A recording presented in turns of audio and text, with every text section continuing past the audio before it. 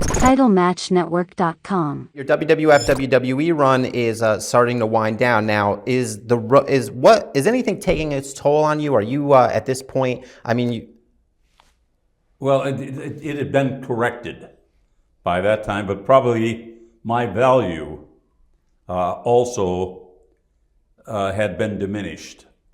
Initially, for the first 6 or 7 years, I was doing 300 days plus a year. And even a guy 40 years old, it takes its toll. right. And that's kind of what I was about that time.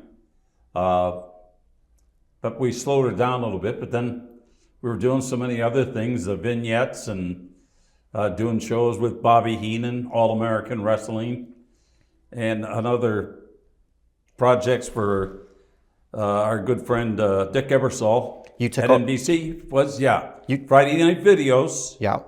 And after Gilbert Gottfried whistled through the roof. You took over the TNT show for a while. Pardon? You took over the TNT show as host. Tuesday Night Titans. Right. Yep, you took over that for a while. That's when Vince knew it was going to go down the toilet. He jumped off. He always assigned me that show. Right. So the rigors of everything you're doing is it's just taking its toll on you as a And so much travel. right. And travel, trust me, back then was a hell of a lot easier than it is today with the TSA and the Double Duke and the Tutti Fruit and the Short Shank and Right. all of the double talk. Right. Are you mentally burnt out too, or is it just physical? At that time, there's a certain amount of mentally. When you wake up in a hotel and you don't know what town you're in, I'd say that's maybe too many cocktails at night, or maybe not enough cocktails at night. Right. I'm in where? Windsor Locks, Ontario. So, do you, at this point in time, do you feel like taking a leave of absence? I know you eventually go to WCW now. Is that offer given to you at a point where you take that because of the burden of the road? It gave me an opportunity to reinvent Gene Okerlund. Right. And I'll always thank Eric Bischoff for leading me to the top of the mountain there. So he makes the initial call to you.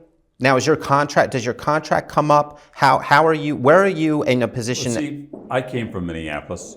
Eric came from Minneapolis. So we knew each other before any of this took place. But I thought it was time to go. Vince thought it was time to go. So he was on board. Yeah. Okay. Yeah. Now, it wasn't similar. What was? Then I took the job, and WWE says, you can't. You got to give us 90 days where you don't work on the air for somebody else. What is this? So when going off of what happened earlier with Vern, Vince McMahon is on board now.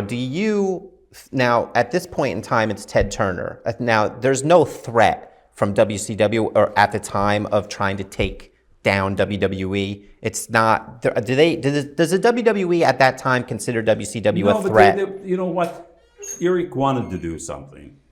I wanted to do something. Right. Everybody that was there wanted to do something to elevate the production values for openers Right. at WCW instead of that TBS Saturday night. Looks like it's shot out in a barn. Yeah. That was... Shot at center stage with 200 people. Yes. And they didn't pay. No. Not real wrestling fans. Yeah, terrible. Now, same question I'll ask you about when you left the WWE. WWF, launched you into the stratosphere. You had a cartoon, you had action figures. You became Mean Gene worldwide. Do you feel guilty at all going to WCW? Not a bit. Okay. I don't blame you. No. Okay. And McMahon didn't feel like you were betraying him? I still love the man dearly. Interesting. So you go down there and less travel, right? Very much so. Right. And the money is comparable? Money is more than comparable. Okay. So you're happy? I'm very happy. At this point in time. Okay, so now the move comes where Hulk Hogan comes on board. Okay, now what is the atmosphere when Hulk Hogan comes on board? Is the atmosphere we can compete with WWE? We're gonna be their competitor? Is that the feeling when he comes on board? Yeah, here again, you said would the one guy make that much difference? Because before Hulk came over, Bobby Heenan came over. Right. Mr. Perfect, Kurt Hennig came over. I mean, a lot of guys came over. But when Hulk got there, kind of a change of attitude. That's when I started. That's when I started watching. Yeah, right now, he has arrived, and you know what? It wasn't a real smooth transition, but God, I think he just did so much in such a short span of time for credibility, for distribution of our product internationally. Right.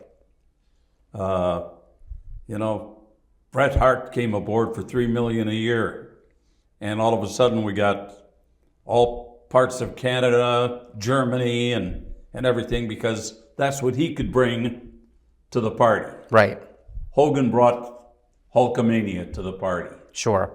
Now, at this point in time, I would say I wouldn't call the business in a downward period. Maybe it was 94, 93, 94. It was probably a down period in the business.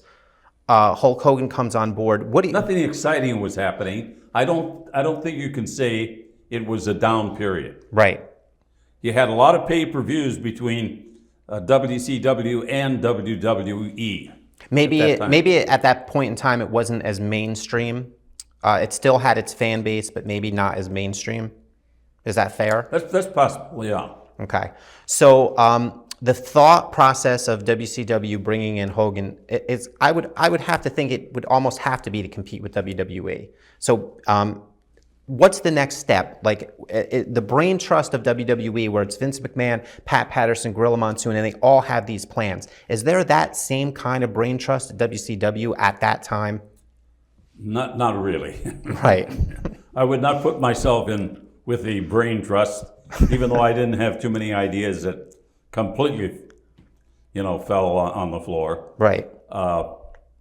The production values, the minute we signed on with Nitro, Monday night from the Mall of America, Minneapolis, Minnesota, my home, always going back to the scene of the crime. You can't escape that place. And loving it. Right. But I'll tell you what, I could feel instantly there that something big was happening.